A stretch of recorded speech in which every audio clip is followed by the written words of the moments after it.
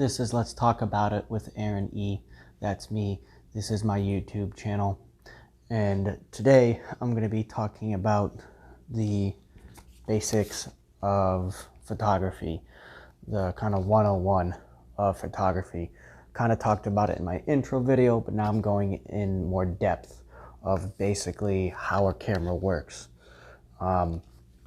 Once again, if people want comments of can you maybe do a review on the Canon 6D, I can. You could always let me know about that.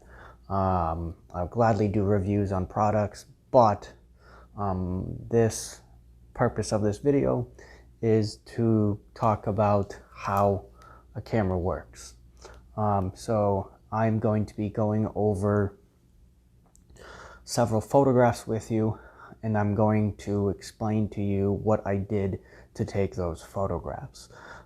Today we're going to be talking about the three basic principles of photography, or the three mechanics that make a camera work. The first thing is going to be the aperture, and on the camera it's not the A mode, because A could mean auto, but it's usually going to be AV mode. On some other cameras it could be other things, but for most part it's going to be AV on a Canon, and that means aperture priority. So aperture has to deal with the sharpness, the foreground to the background. That's when you take a picture of a photograph and you want the subject to be in focus, and then you want the background to be blurry. So that has to deal with the aperture. The second thing we're talking about is the shutter. That has to deal with the speed, which on the camera, AV, once again on the Canon, is aperture. TV is actually shutter. A lot of people think, well, they're S. No, it's actually going to be TV, which on this camera, it has to deal with shutter priority. And then the last thing that the camera deals with is ISO, which has to deal with lighting. So you have aperture that deals with the sharpness, shutter speed that has to deal with the brightness, but also how fast the photograph is being taken.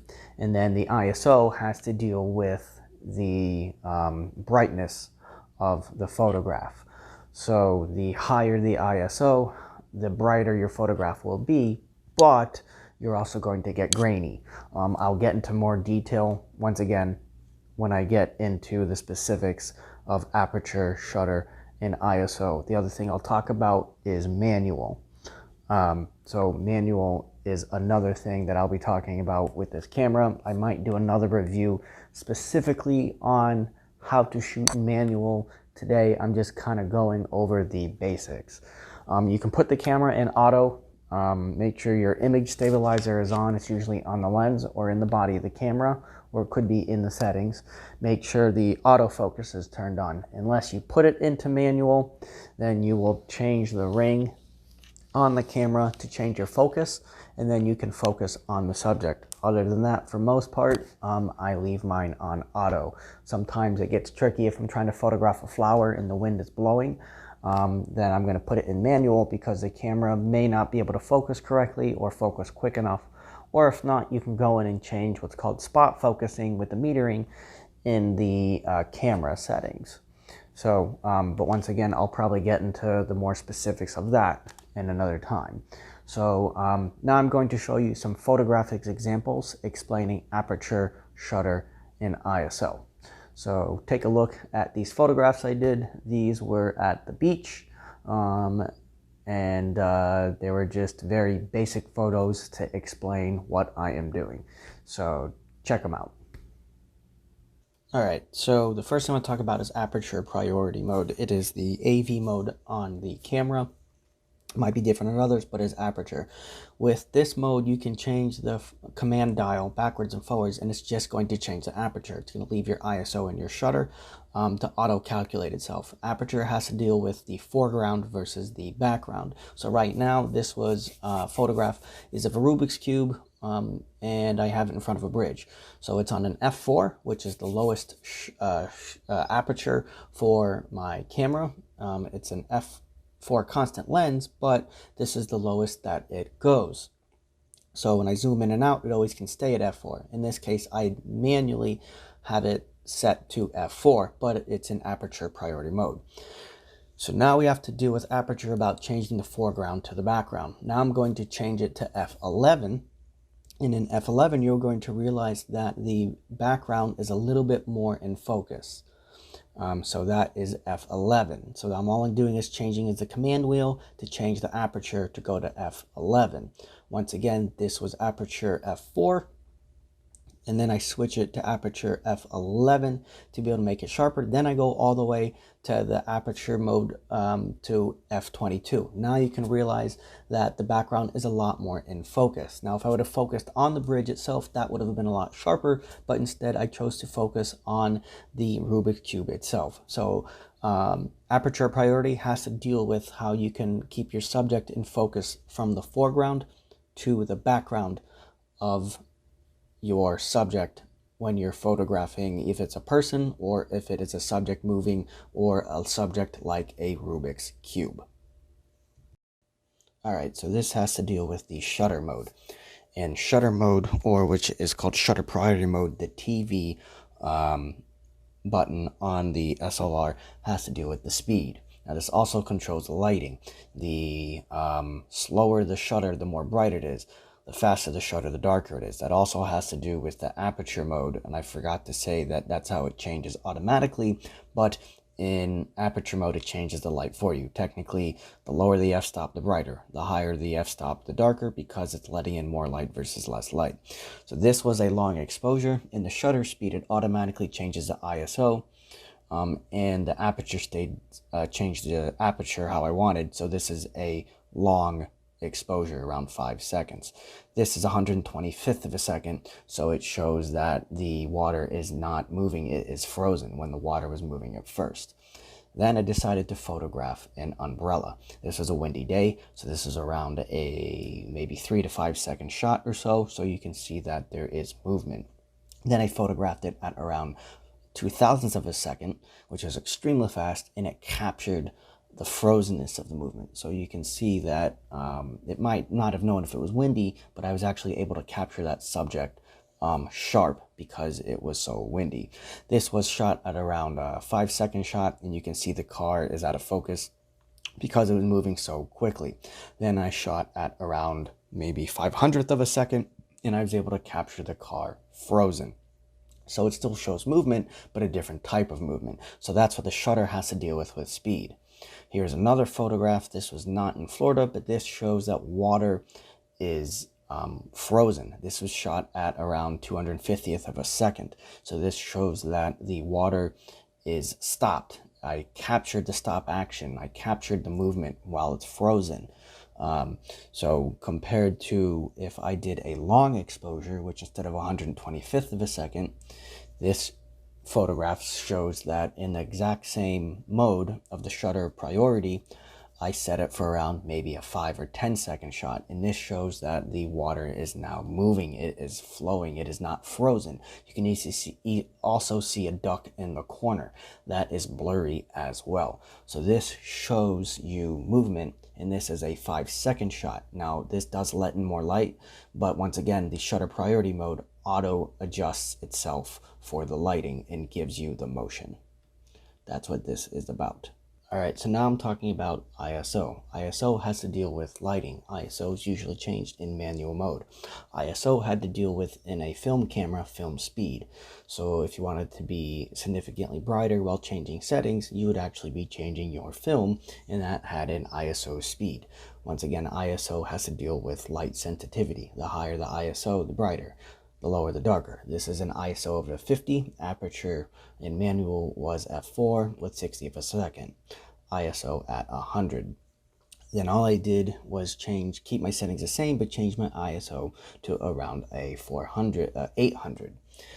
This ISO of 800, you could actually see a little bit more grain. The higher you go in the ISO, the more grain you're going to get. So you don't want to go too high in the ISO.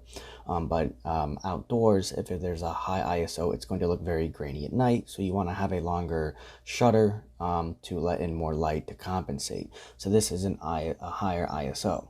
Then I go even to a higher ISO, and you can see it got even brighter. It's actually quite bright. This is an ISO of 1600, and it is overexposed. It is too bright. But what I've done to compensate is made my shutter speed faster to make it darker. It makes it quicker, but nothing's moving, so it would have been not as bright. But this is a higher ISO.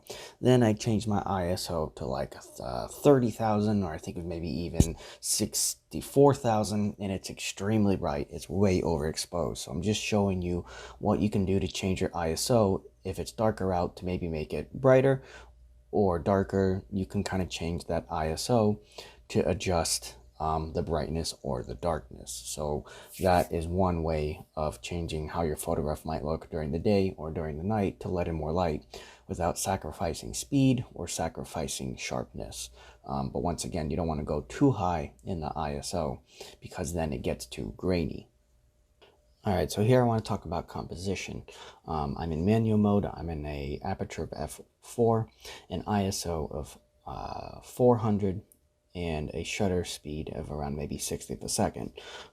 I compositionally photographed the fence and kept the lighthouse blurred. So I took the spot focus, the metering of those dots, and I pointed it towards the fence where it told it to focus, and I focused on the fence and not the lighthouse.